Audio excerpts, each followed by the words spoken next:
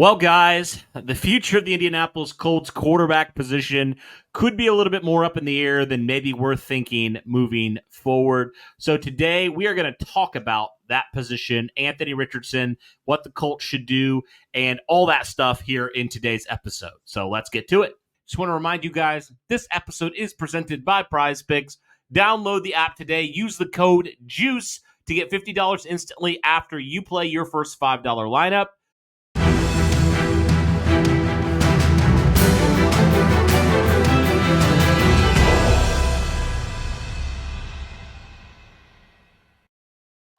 All right, we are back. What is going on, Colts Nation? Welcome back to another episode of Bring the Juice. Your guys, Cody and Derek, back for another one, guys. Well, guys, we have just recently heard quarterback Anthony Richardson came out to the media today and was talking about the whole idea, Derek, of some of the injuries that he is just recently has been facing, talking about all the stuff with the spasms. And also he revealed this disc issue that he has been dealing with, right? And it's been a thing for a while. It flared up on last Tuesday to the point, Derek, where Anthony Richardson couldn't even stand. He was crawling around, couldn't stand, and it was so bad, it flared up so bad that he couldn't do this. And obviously Shane Steichen completely butchered the communication there. We talked about that in another episode on our Reacts channel, so be sure to go check that out. But Derek, I think that leads us to the question now. When you look at Anthony Richardson, he's missed more games in his first two seasons than he has played for the Indianapolis Colts. 33 opportunities, Derek, to play so far in his young career, and he's missed 16 of those opportunities. So, Derek, now going into year three, and again, if he does miss on Sunday, that'll be 17 games that he has missed in his first two seasons. So going into 2025, looking forward for the Indianapolis Colts, regardless of what happens on Sunday, the Colts will not be in a position, Derek, to take any of the top quarterbacks necessarily, unless they trade up, of course. They will not have the opportunity to go get one of those quarterbacks. Anthony Richardson is still under contract. He's going to be 23 years old. But, Derek, I think that raises the question for a lot of people. What do you do about the quarterback position moving forward? Because, I mean, it's shown in the first two seasons, Derek, Anthony Richardson has been more not available than he has been available for the Indianapolis Colts. And that is a huge problem, Derek. And the thing is, he's doing this when he's young, right? He's not even, into the prime of his career yet, and he's already missing all these games. So it's like, it's shown in the first two seasons that you cannot rely on him for even, 3/4 of the season to be fully healthy. So looking at that, what in the world do the Colts do? And what's your kind of opinion on Anthony Richardson now and just the fact that he has missed so many games so far through his young career? Well, I mean, again, to put it into perspective, what is it? 12 of those games that he has missed has come from a season-ending injury. I'm willing to give him the benefit of the doubt on that one, because it happens to some of the best of people. Not everyone can, just get away from a season-ending injury scot-free. But I would argue as well, Cody, and, it's a stat that you didn't even mention. How many games did he start but didn't finish? That's true, right? As well. So you just mentioned the games in which, he has missed, which if we exclude the season-ending injury, that's what, 4 games now, maybe 5 that he has missed. And then if you want to talk about like games in which he started but didn't finish it, you could probably add 2 or 3 more games into there. So, it is a serious dilemma that the Indianapolis Colts have to deal with now. And, we've seen what happened the last time we had a legit quarterback that, had these kinds of injuries that, you just can't run away from, and so I'm very concerned with the direction of this and what the Indianapolis Colts are going to do with it. And, now we've heard of these recent things where with Anthony Richardson and this lower back problem, because before he was just getting injured. And, we were like, oh, it's stuff that's not lingering. It's just because he's getting hit too many times, all this other stuff. Now you've got a legitimate injury that could potentially stick with him long term. And now you have to be concerned about that. You have to monitor it. You have to make sure that he's not, carrying too much, all this other stuff. And it does bring up a valid concern now. And as much as I don't want to admit it, but you have to at this point, it's becoming too much. And I think that unless we start seeing next year, we see a Anthony Richardson that plays 15 plus games next year and takes a massive jump, there's the possibility that the Indianapolis Colts should be looking for a new long-term quarterback in 2026. I hate to admit that, because I had so much faith in Anthony Richardson, and I had faith that this kid, the potential is there, Cody, but we say it all the time. The best ability is availability, and you're not available. And again, I'm not calling him soft. I'm not even questioning his work ethic. I'm just saying that the way he plays football and the inability to protect oneself, and on top of it, to remain healthy, it just is what it is. When we talked about Shaq, Shaq can't help the fact that, he had this lingering problem that continued to get worse and worse. That's just what happens. That just happens to people in life. It's as unfortunate as it is, that's just what it is. So it's not like, it's entirely his fault, but if there is a problem like this and the Indianapolis Colts have to continue to reap no benefits of it, then why would you continue to just keep putting yourself in that position? Again, we'll have to see what happens in 2025, because you and I'm sure the next part of this argument, you and I are going to have different discussions on it. But this next year might be the last year that Anthony Richardson gets a chance to put on a Colts uniform, because if he doesn't improve next year and shows that he can stay on the field as well, then a promising start might end up just being no start at all. And the reality is, and again, I don't know 100% yet, but the reality is, from what we've heard, it appears like it's going to be pretty likely the Colts are going to have a new GM this next year, right? They're going to have a new guy that's calling the shots, that, has no ties to the prior players, no ties to the prior stuff. And with that, Derek, when you're looking at Anthony Richardson, he has no ties to the quarterback. None.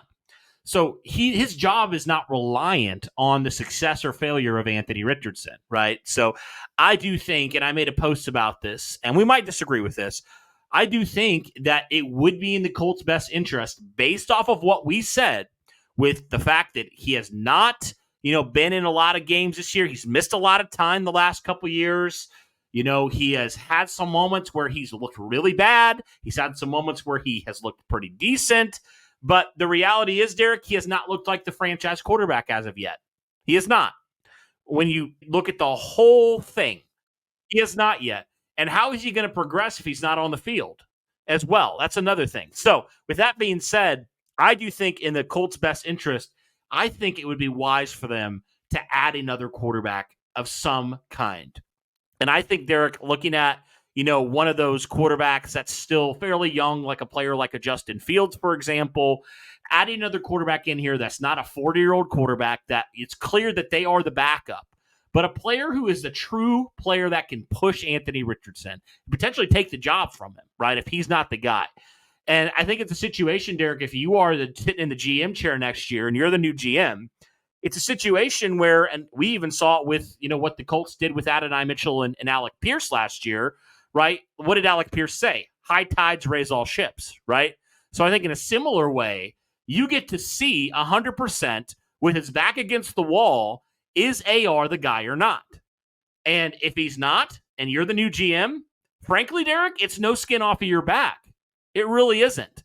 And if it doesn't work out with, say you sign Justin Fields next year, for example, him and AR, and neither of them proved to be the long-term guy, you don't feel comfortable with either of them as the guy long-term for your franchise, you have an opportunity, Derek, going into 2026 to go all in on a quarterback. I just think it makes too much sense with where the Colts currently are right now, and the reality is you can't trust AR to stay healthy. Justin Fields is going to be available most likely, and I just think that would be a situation that would make too much sense for the Colts to go after, to have another quarterback potentially waiting in the wings or potentially starting out being the guy, right? That could potentially be that guy, but also you're not like having your eggs all in that basket like he's going to be the guy, right? Or AR, the best case thing obviously would be AR beats him out and it makes AR better. And you have a really good backup quarterback, right? That's kind of my thought with it. It's like it's almost like a no harm, no foul if you're the new GM, right? It's like you bring in competition, like serious competition. If AR beats him out, great, perfect. That worked out great. If he doesn't, he's not the guy. And you move forward. To me, that makes the most sense for where you currently stand with your quarterback position. I'm curious your thoughts on that and what you agree and disagree on here when it comes to this. But to me, based off of the injuries, based off of the new likely GM that's going to come in, I think this is the best probably situation going into 2025 that the Colts could realistically do. Well, the 2024 NFL season for the Indianapolis Colts is in full swing. And with that, wanted to share the sponsor of today's video, PrizePicks. When it comes to PrizePicks, this is going to be a great way for you guys, especially, to check out some of the stuff that PrizePicks has. You can now win up to 100 times your money on PrizePicks with as little as 4 correct picks. You heard me right. Only 4 correct picks. You can win 100 times your money, guys, on PrizePicks. Be sure to sign up today and get $50 off instantly when you play $5. You don't even need to win to receive the $50 bonus. It's guaranteed. So if you're looking specifically for the Colts stuff, that's definitely something you guys should check out. But if you're looking for, like me, more NFL stuff, there's all sorts of stats and stuff that you can check out and make your picks. And there's definitely guys that are very consistent, like Jonathan Taylor against the Houston Texans, that you really feel like you can probably feel pretty good about overall, right? And there's some other ones where you're like, I don't know if I would take the over on that. I don't know if I would pick them to hit that margin, right? So, guys, be sure to go check out all that stuff on PrizePicks. It's only a couple examples. There's all the different odds that you could hope for when it comes to that for PrizePicks. So I encourage you guys to go check that out, but definitely excited for this season. And hopefully you guys will be following along with us and everything with PrizePicks and what they do. So be sure to download the app today. Use the code JUICE to get $50 instantly after you play your first $5 lineup. Again, download the PrizePicks app today. Use the code JUICE to get $50 instantly after you play your first $5 lineup.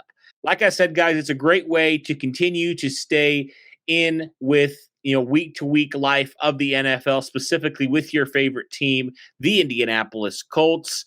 So be sure to do that. Be sure to check out PrizePicks. And remember, PrizePicks, run your game. I definitely think we can have a video on, if the Colts do go with another quarterback, which I do believe that they should, who exactly that is, right? Do you draft one? Do you get one at free agency? What do you do? Right. Because you and I have said it several times that the Indianapolis Colts are not going to be in a position necessary to draft one of the top ones. It's not going to happen. Even if we were, I would very much argue that none of these quarterbacks are worth taking an investment into for the future. I would argue that. This is a very weak draft class for the quarterback group. There's probably only going to be 2 starters to start at any point throughout this year. Now, that's not to insinuate that people won't take a quarterback earlier than they should. But just because they can doesn't mean that they should. And even if they do, doesn't mean that they're going to start right away. I would argue that Shedeur Sanders and Cam Ward are the only 2 quarterbacks that are likely going to start for whatever team drafts them this year. Yeah, and they're going high. And neither one of them are going to get selected by the Indianapolis Colts. The Indianapolis Colts are not going to trade up to a top 5 pick to get those guys. So you're not going to get one ultimately there. And so the ultimate thing is you're not getting a quarterback to compete with Anthony Richardson. You're getting a quarterback to basically ensure, as an insurance policy, that when Anthony Richardson gets hurt again, you have somebody on the back burner that can do that.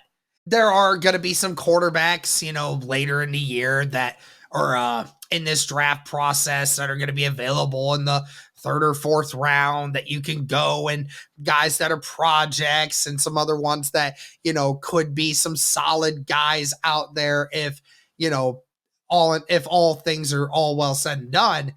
Yeah, like I said, it goes back to, again, Anthony Richardson is going to have to not only show that he can stay healthy, but also show that he is going to also make a big jump in his production this year. Because if not, then you will have to explore your options in another year from now. And who knows? I mean, maybe things do get blown up completely and they want to start fresh with a whole different new quarterback. And maybe they're willing to take a risk on a different quarterback in the 1st round. They look to trade up and, take on one of these new quarterbacks that they feel doesn't have an injury history, doesn't do this, doesn't do that. Because then at the end of the day, if you stink, then you stink. And then you end up, getting a better draft pick next year. And then, you can pick whichever quarterback you want in the 2026 draft. Kind of similar to what you had mentioned earlier. It is definitely strange to already at the end of year 2 already have to have this discussion, but it feels like we keep talking about it all the time. And I know, Cody, that you said, and you and I talked about it at the beginning of the year, or even in the middle of the year, when Anthony Richardson was getting benched, we said, how long do you give this kid? And we said we would give him till the end of 2025, and then we would start having the discussion. Which it sounds like that might likely still be the scenario, but now we never were able to take into account, hey, you also got injuries to have to deal with on top of all of that. Potentially now. Long-term injury. A long-term injury, yeah. So not even just injuries, but something where, hey, this could majorly impact, his availability or even how he plays the game in the next years to come. So, it's tough. And you saw how he responded I think in a positive way from what we've heard and from what we saw, to getting benched. So, Derek, when you're talking about adding another quarterback as well this offseason, what does that do to him? To not really be the golden child anymore, to not be the guy that's clearly going to be the quarterback that's going to be the starter. It's hey, man, if you're the new GM, you're saying, look, man, you have to prove you're the guy. This is your chance to do that. And if he doesn't, that's his fault. That's his own fault. That's on him, Derek, if he doesn't, right? And I think if you're the new GM, you do everything you can to put good things around him, right? You get him more weapons. You do everything you can. If he's not the guy, Derek, then so be it. You draft a quarterback and you already have kind of the infrastructure around him. And I think you have a lot of pieces right now that, with the right things in place, I think can be successful. But I think there's still some things you lack on offense. Obviously the big one is a consistent quarterback, but you lack some things on offense still that you need to be one of those consistent top offenses, right? So I think, for example, if you go and draft Tyler Warren, or you get a playmaker at wide receiver or something like that, in this draft, or you trade for a guy, or you sign a guy in free agency or two, I do believe, Derek, that you give him as much opportunity to succeed this next year as possible, right? You don't give him any more excuses of, he didn't have a tight end to throw to, he didn't have receivers that were catching balls. I think you do as much as possible if you're the new GM, right, to build around him still, but also understand that he very well may not be the future. And you're not putting all your eggs in that basket, right? You're not 100% sold that he is the guy, right? And I think that honestly is a good position to be in because it's a win-win for you. Like I don't see any solution where the new GM would lose there. Because either he stinks and you draft a new quarterback and you get your guy, or he turns out to be a good guy. You don't have to worry about it. I think either way are good things, right? Really good things. So I view it as like a situation where the GM has a good opportunity to honestly potentially do a double whammy here. Where either way, fans are okay with it. Like fans are whatever with it. As much as it would stink, and it's like, man, we want him to be successful. Reality is, if he can't be on the field and if he doesn't take a noticeable step this year, and if he has competition and really nothing changes, then you need to be looking elsewhere. And like you said, not a strong class this next year in 2025, but a very strong class of quarterbacks in 2026, which definitely serves in your favor. And if your quarterback situation continues to stink and your team continues to stink, you're probably going to be in position there, Derek, to get a guy, right? Especially if you blow it up in a lot of ways this year. And, in terms of the record, maybe it does go down, right? Because if you do fire a GM, you might be getting rid of some guys that were part of your team that, maybe on the surface, like we've talked about, short term, maybe you don't have as many wins, but in the long term, it's a good thing for you. So I do think there's a situation, Derek, where the Colts can come out and do some good things here. And I think those are some of the ways they can do that.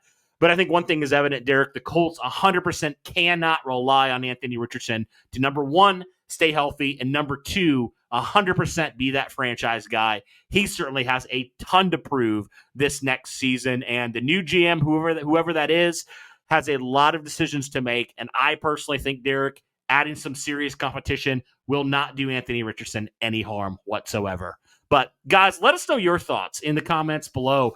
What is your kind of line of thinking? Do you think the Colts should add a quarterback like a Justin Fields type, a guy that's been out there? Do you think they should draft a guy to compete with AR? What are your thoughts on that? What are your thoughts on kind of the roster right now? And what do you think the Colts should do with certain players? Curious all those things in the comments down below. But like I said, guys, if you haven't already, be sure to smash that like button, hit subscribe, turn on the notification bell so that you are in the loop when we drop fresh content just like this. Guys, we are so close to hitting 20,000 subscribers. If you would do us a huge favor and hit that subscribe button and help us out, we would greatly appreciate it. But guys, that'll do it for this one. Thanks so much for tuning in. And as always, guys, go Colts.